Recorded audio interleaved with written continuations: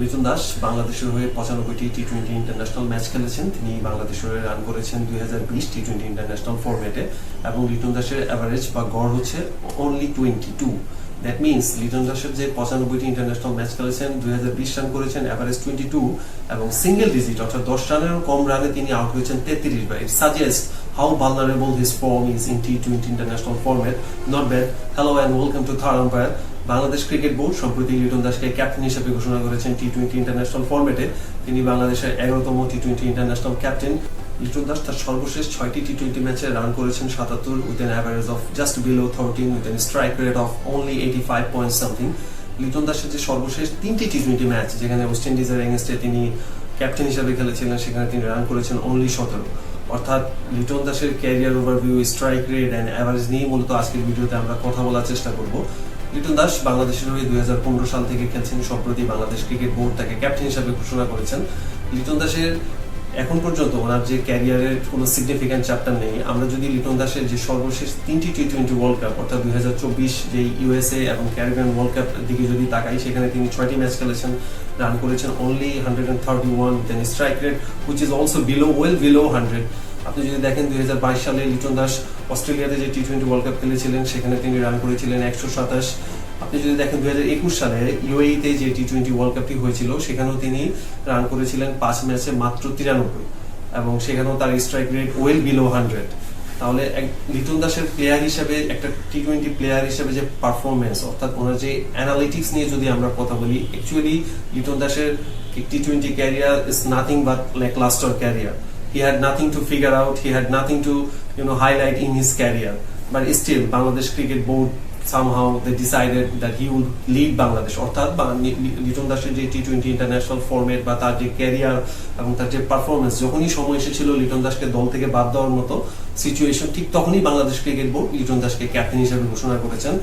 জিনিসটা আসলে আশ্চর্যজনক হলেও অনেকের জন্য দুঃখজনক, বাট এটাই harsh reality. That's how Bangladesh Cricket Board is dealing with their players. আসলে এটা যতটা না লিটন দাসের সমস্যা, তার চেয়ে বড় সমস্যা বাংলাদেশ ক্রিকেট বোর্ডের। আমাদের পাইপলাইনে কোনো প্লেয়ার নেই। It suggests actually we have no quality players in our pipeline who will play in the opening position. Tanjid Hasan Tamim playing for almost a couple of years for Bangladesh. Parvez Hossain Imon hasn't been consistent in national color. যদি লিটন দাসের career ওভারভিউতে আরেকটা important জিনিস খেয়াল করি, অর্থাৎ লিটন দাসের career strike rate 124। Liton দাসের সর্বশেষ যে 6টি টি-20 ম্যাচ, এখানে তার স্ট্রাইক রেট হচ্ছে অনলি 185 পয়েন্ট সামথিং। আপনি যদি অর্থাৎ তার সর্বশেষ যে টি-20 স্ট্রাইক রেট নিয়ে কথা বলছিলাম, career strike rate 124 point something, plus সর্বশেষ 6টি টি-20 ম্যাচে লিটন দাসের strike rate 85 point something, which is dropping actually. এছাড়াও লিটন দাস তার ক্যারিয়ারে 95টি টি-20 ইন্টারন্যাশনাল ম্যাচ খেলেছেন, যেখানে তিনি মোট 90 বার আউট হয়েছেন। উনি 62 বার ক্যাচ আউট হয়েছেন, 22 বার বোল্ড আউট এবং এলবিডব্লিউ হয়েছেন এবং 6 বার রান আউট বা স্টাম্প আউট হয়েছেন। এই যে তিনি 22 বার বোল্ড আউট বা এলবিডব্লিউ হয়েছেন, it means each and 1 in 4 innings তিনি বোল্ড আউট বা এলবিডব্লিউ হন। আপনি একটা প্লেয়ার বা ওপেনিং প্লেয়ার বা টপ অর্ডার প্লেয়াররা ঠিক তখনই বেশি বোল্ড আউট বা এলবিডব্লিউ হয় যখন তাদের টেকনিক্যাল ফ্লস থাকে। That means number 1।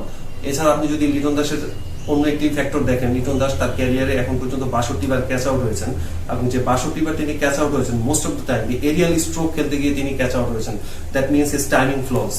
আপনি যদি লিটন দাসের ক্যারিয়ারের দিকে তাকান, যে ball slower delivery, slower bouncer এবং ওয়াইড ডেলিভারি, মিনস লিটন দাসের বডির বাইরে গিয়ে যে বলগুলির সাথে তিনি যখন ডিল করতে চান, আর্কের বাইরে যে বলগুলি থাকে, সেই বলগুলিকে তিনি যখনই ডিল করতে চান, তখনই তিনি বিশেষ করে লং অফ বা থার্ড ম্যান রিজিয়নে তিনি most of the time catch out হচ্ছেন।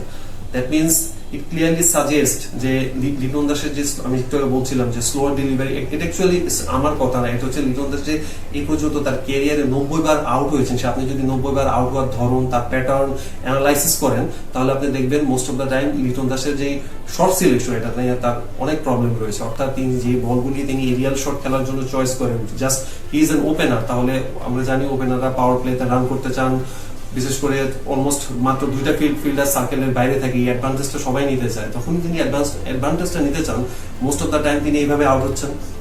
খেয়াল করে দেখেন, একটা প্লেয়ারের 95 ম্যাচে 33 বার সিঙ্গেল ডিজিটে তিনি আউট হয়েছেন। It suggests how inconsistent he is as a batting performer. I mean, his performance has been really dropping day by day. But still, we are dragging him forward and we are moving forward with Liton Dash. rather than trying with someone new and we're sticking with Liton Das. Let's see what he deliver. Now he is the official Bangladesh T20 international captain. আমরা তখন লিটন দাসের career strike rate, career average, Liton দাসটার ক্যারিয়ারের সর্বমোট কত run করেছেন, সর্বমোট তিনি তার আউট হওয়ার প্যাটার্ন এবং সর্বশেষ যে 3টি টি20 ওয়ার্ল্ড কাপ তিনি খেলেছেন বাংলাদেশের হয়ে, সেখানে তার পারফরমেন্স, এভারেজ, স্ট্রাইক রেট দেখলাম। Actually there is nothing to highlight in Liton Das fragile career. If we talk about Liton Das career, it's all about like lasting career, isn't it? Which is totally disgusting actually. But এখন আমরা কথা বলার চেষ্টা করব 2026 সালে বাংলাদেশ যে T20 world cup খেলবে, বিশেষ করে ভারত এবং শ্রীলঙ্কার সাথে যে শ্রীলঙ্কার মাটিতে যে টি20 ওয়ার্ল্ড কাপটি অনুষ্ঠিত হবে, সেখানে বাংলাদেশের যে মেন্টাল প্রিপারেশন, অর্থাৎ অ্যাজ এ ক্যাপ্টেনের যে মেইন রোলটা থাকা উচিত, captain has to deliver the best from him. Actually, captain has to be consistent. It doesn't matter either you bowler or batter or all-rounder. You have to perform. You have to lead from the front. Then you have to think about the other members of your team. Let's see how Liton Das figured out his all technical flaws and timing flaws. Can he improve his average and his statistics? Can he deliver? Can he lead from the front Bangladesh team? That's his first responsibility. Then his second responsibility will be the player choice, especially what type of team and what type of team combination he wants actually ahead of 2026 T20 World Cup, which will be held in India and Sri Lanka jointly. 21 সালের T20 যে world কাপটি অনুষ্ঠিত হয়েছিল, সেখানে লিটন দাস 5টি match খেলে 93 run করেছেন এবং তার স্ট্রাইক রেট ওয়েল বিলো 95।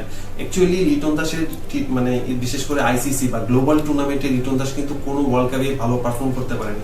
আপনি যদি দেখেন 2019 সালের যে ওয়ানডে ফরম্যাটে যে ওয়ার্ল্ড কাপটি অনুষ্ঠিত হয়েছিল ইংল্যান্ডে, সেখানেও লিটন দাসের পারফরমেন্স ছিল অ্যাবসলিউটলি শকিং। 2023 সালে ইন্ডিয়াতে যে ওয়ার্ল্ড কাপ হয়েছিল, সেখানে Liton Das as a disaster period.